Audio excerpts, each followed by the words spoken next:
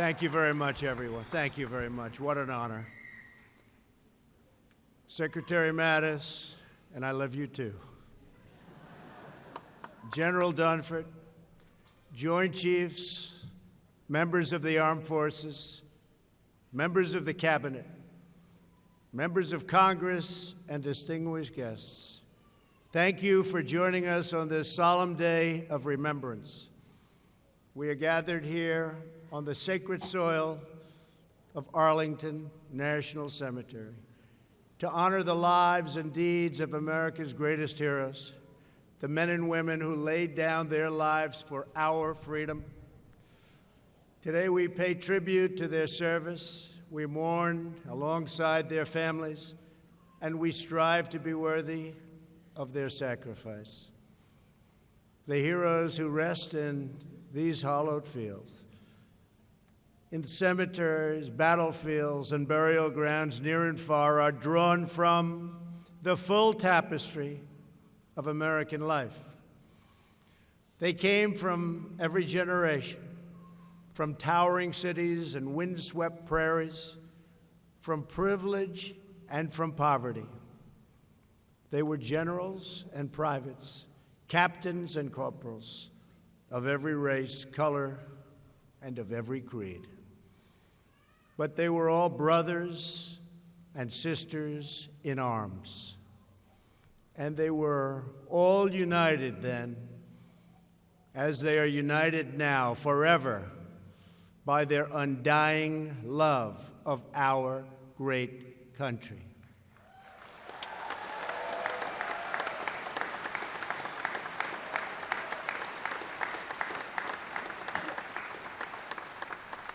Theirs was a love more deep and more pure than most will ever know. It was a love that willed them up mountains, through deserts, across oceans, and into enemy camps and unknown dangers. They marched into hell so that America could know the blessings of peace. They died so that freedom could live. America's legacy of service is exemplified by a World War II veteran who joins us today, Senator Bob Dole.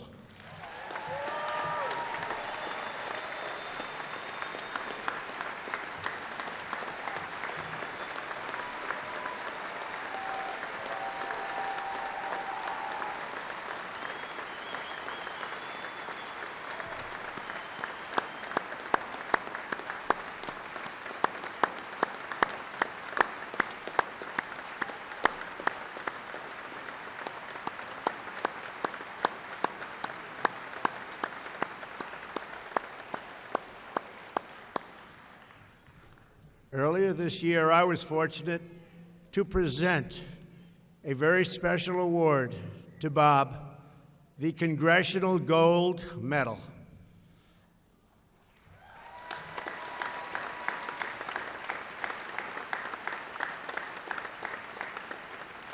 Bob, thank you for honoring us with your presence, and thank you for your lifetime of service to our nation. Today we remember your fallen comrades who never returned home from that great struggle for freedom. We are also proud to be in the company of another American hero, Navy veteran Ray Chavez.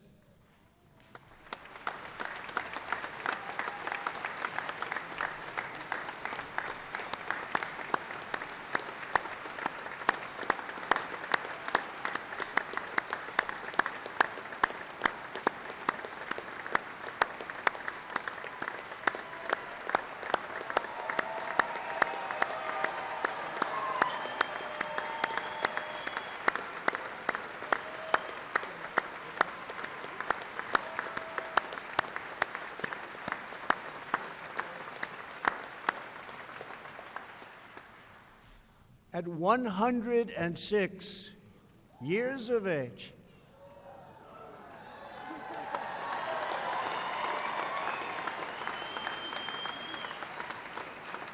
And he was in the Oval Office 2 days ago, and he doesn't look a day over 60. He is the oldest living survivor of the attack on Pearl Harbor.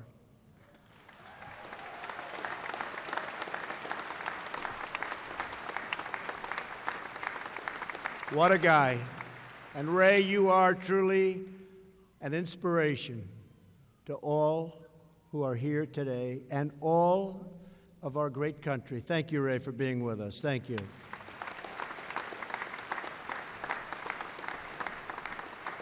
Thank you.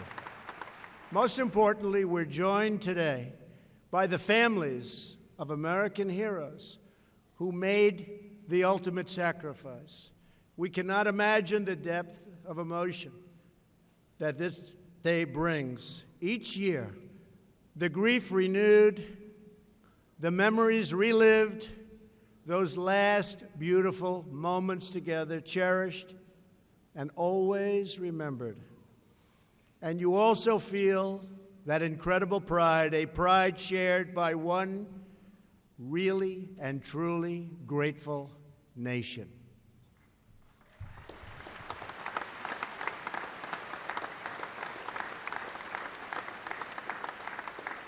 To every parent who weeps for a child, to every child who mourns for a parent, and to every husband or wife whose heart has been torn in two, today we ask God to comfort your pain, to ease your sorrow, and to wipe away your tears. This is a very special day. And today our whole country thanks you, embraces you, and pledges to you, we will never forget our heroes.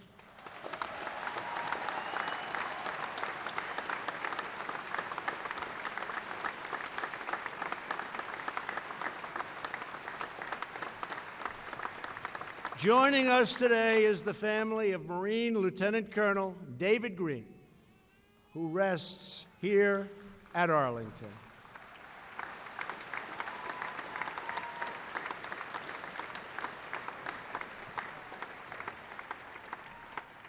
David grew up in upstate New York, dreaming of attending the United States Naval Academy.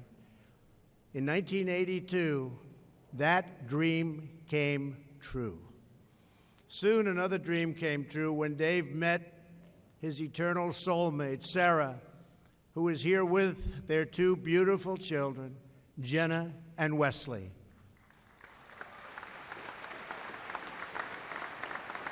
Please.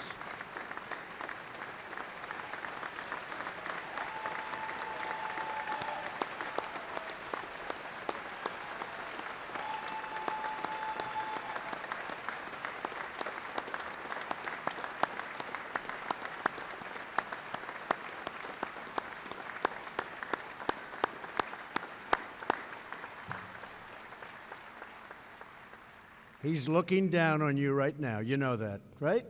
He's looking down on you, and he's so proud and happy.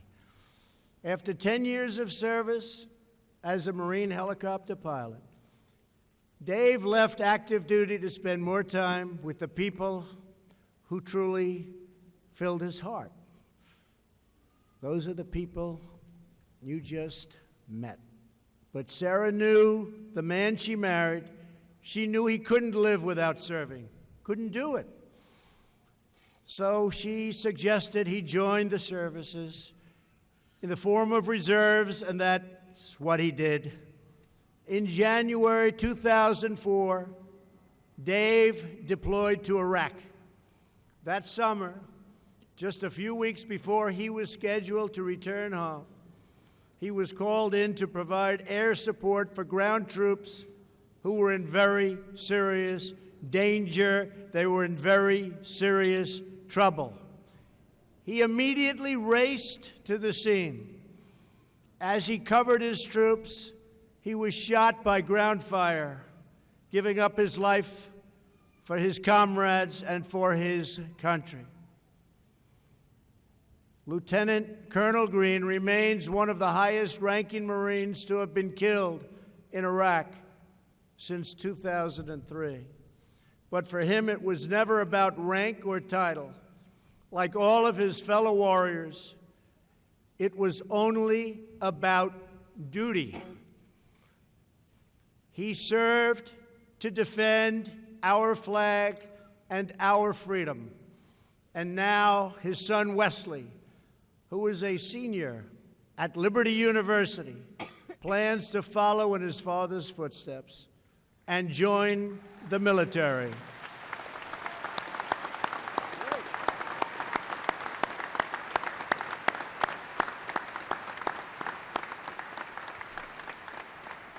Wesley, I just want to congratulate you and your entire family. Great, great family. Thank you very much, and thank you for being here with us.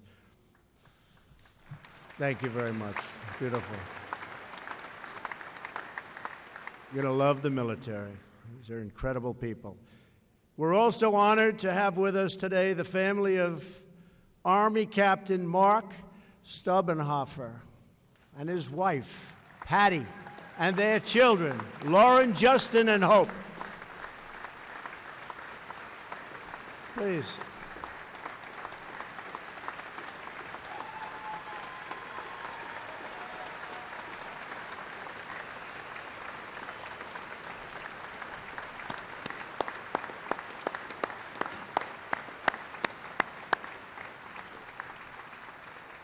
Thank you for being with us. Thank you very much. Such an honor. Mark grew up not far from here in Springfield, Virginia. Every year he visited these grounds and hoped to someday serve here as a member of that very, very famous Old Guard. In 2004, Mark deployed to Iraq for the second time. While he was there, Patty went into labor with their third child, and Mark was with her by phone when their beautiful baby girl was born.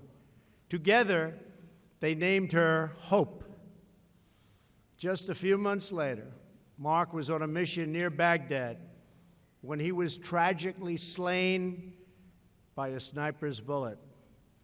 Today, Hope is 13 years old. Although she never had the chance to meet her great father, she can feel his love wrapped around her every single day. And when Patty puts her children to bed and kisses them goodnight, she can see Mark's legacy beaming back at her through their bright and glowing eyes. Thank you so much.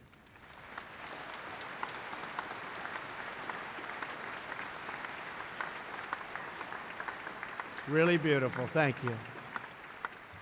You know that, right?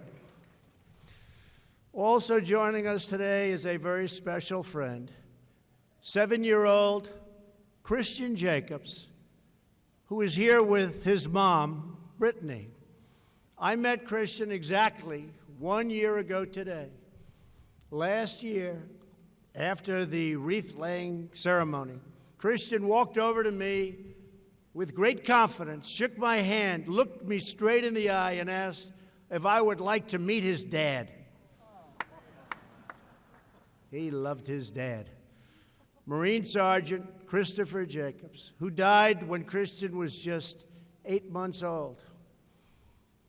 Next, Christian, looking as sharp as you could look, dressed in a beautiful Marine outfit. I've never seen a Marine look that good in my life, Christian.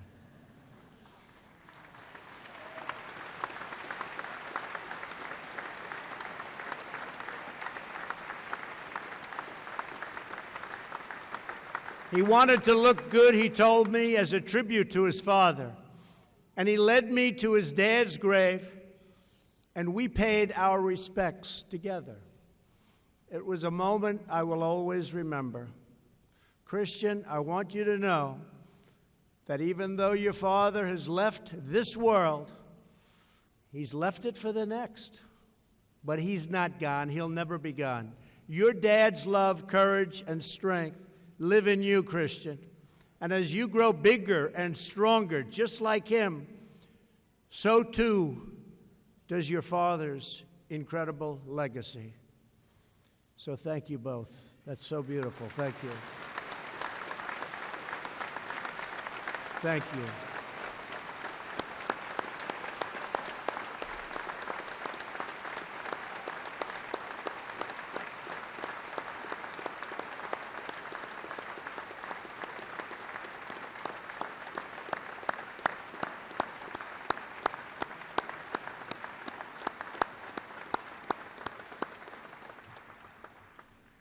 Thank you, Christian. Good to see you. He's become my friend, I will tell you. Special young man. To every family member of the fallen, I want you to know that the legacy of those you lost does not fade with time, but grows only more powerful. Their legacy does not, like a voice in the distance, become a faint echo, but instead their legacy grows deeper, spreading further, touching more lives, reaching down through time and out across many generations. Through their sacrifice, your loved ones have achieved something very, very special: immortality. Today, we also remember the more than 82,000 American servicemen and women who remain missing from wars and conflicts fought over the past century. We will never stop searching for them.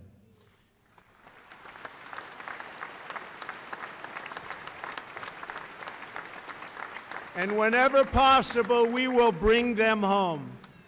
We pledge to remember not just on Memorial Day. We will always remember them. We will remember them every day. Moments ago, I laid a wreath in tribute to those resting in honored glory. For more than 80 years, the sentinels of the Old Guard have kept watch over the tomb of the unknown soldier. Serving in this elite unit is among the most prestigious honors in the United States military. While the rest of us sleep, while we go about our lives, through every minute, through every day, through freezing cold, scorching heat, and raging storms, they stand watch. Even when the earth shook beneath their feet on 9/11 and smoke from the Pentagon darkened the sky above these tree-lined hills, here they remained faithful at their post, eternal on guard. They never moved. The sentinel always stands because America never forgets. It's our heroes who make us who we are and who determine what we will be.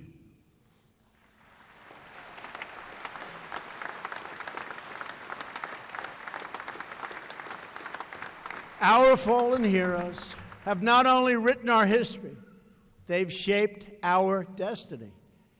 They saved the lives of the men and women with whom they served. They cared for their families more than anything in the world. They loved their families.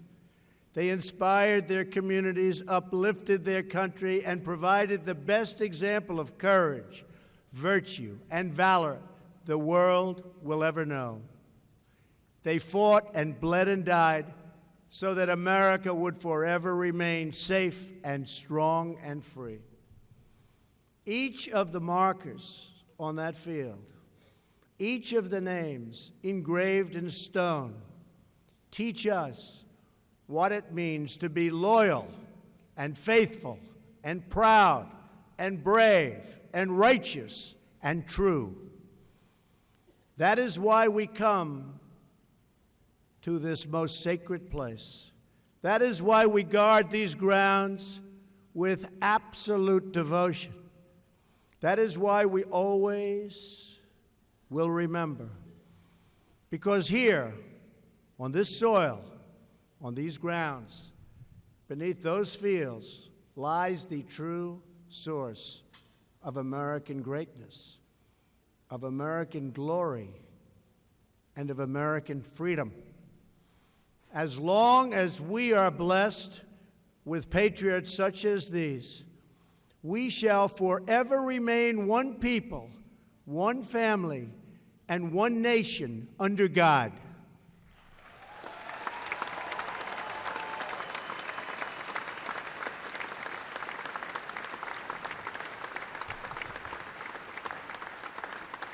It's been my great honor to be with you today. I want to thank you.